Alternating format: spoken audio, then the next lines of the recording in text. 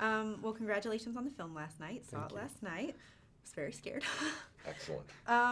Tell me the basic story of Sinister 2 and how it continues with the Bughuul legend and its impact. Well, yeah, I think you'd be better answering that one. The basic premise is we've caught up. We're after the events of the first movie, Deputy So-and-so, who we still keep unnamed, has figured out what's really going on to a certain extent. He actually has proven, as he proved in the first movie, to be a much better investigator than our protagonist in the first movie. And so now he's trying to stop it, but he doesn't know how, and neither do we. And so it's all about him kind of unraveling the mystery, and he sets out and he thinks he knows how to stop this by burning down this house.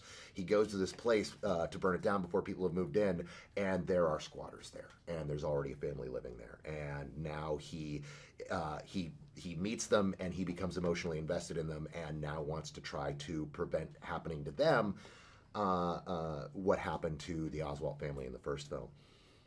And he was pretty successful, 50-50. We'll see. He does kind of all right. Yeah, he did good. And I know you're new to Sinister too.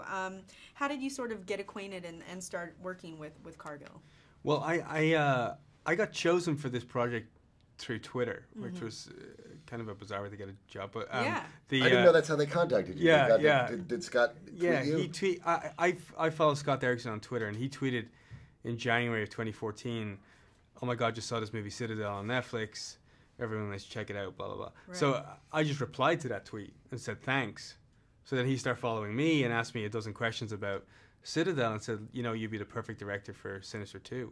And I think a couple of the reasons why he thought that, and to sort of answer your question, was I think aesthetically, there was a similarity between Citadel and Sinister, and I think as well the fact that I'd, cut my teeth working with kids on Citadel, and that obviously was a huge proponent of this movie.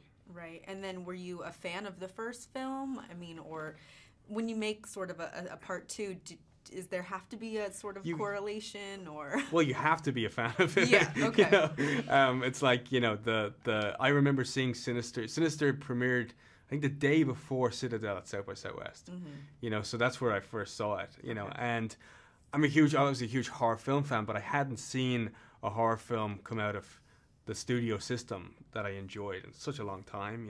So I was a fan of it, and so when I read the script, I was a little skeptical that it might be just a rehash, or some sort of like quick cash-in sequel where it's like, the cheaper version of Ethan Hawke, in a house just watching movies. But what surprised me was the fact that this expanded upon the mythology and showed you, a part of it that presumably happened in the background of the first movie, but now we're seeing it unfold, which is the story of the kids and how they get ordained, into being a disciple of Bughuul. That's very religious, but yeah.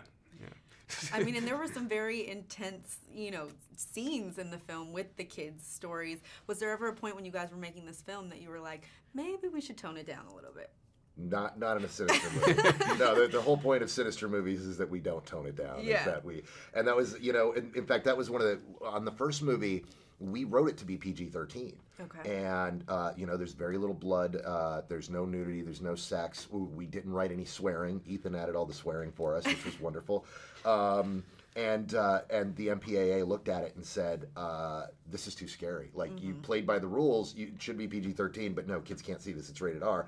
So in making this one, we were like, well, we did all this diabolical stuff the first time, and people dug it. So we can just kind of go nuts with this, and we're going to get an R rating anyway if we do it right. So let's go all out. And so, no, we never pulled back and never said, yeah, this is too much. Yeah, I mean, I can't imagine how kids would see it because I'm 30-something years old and I had my hands over my eyes. Were there any creepy things that sort of happened on set while filming this film? Creepy, no. No, not creepy. I mean, there was a lot of laughing on set, because you're working with kids and stuff. The scariest thing that happened was I got bitten by a brown recluse spider.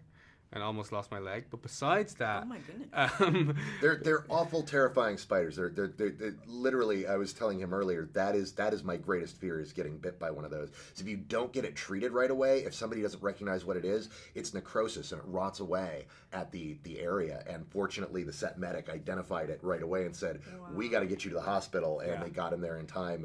And he is still with us today, leg intact. Thank goodness. yeah, I mean, it's funny because it was the same day we had the wolf spider on set. There's a scene with the wolf spider, which is a pretty big spider.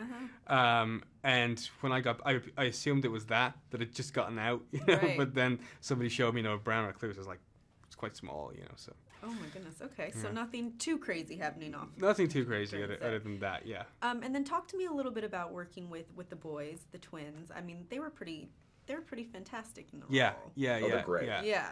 Yeah, no, they were a terrific find because, you know, we sort of remember the script initially spoke of identical twins, and you know, I knew that coming off of Citadel how hard it is to find one good kid actor, you know, but to find not only two but identical twins was going to be, you know, if we had maybe a year to search the globe, we might find, you know, the perfect actors. So I knew we wouldn't have the time to sort of use one good kid actor and, you know, put him in a different costume and shoot him two ways. Right. And I knew we wouldn't have the budget to do a kind of a, you know, like an Army Hammer and Social Network thing where you make two out of the one guy.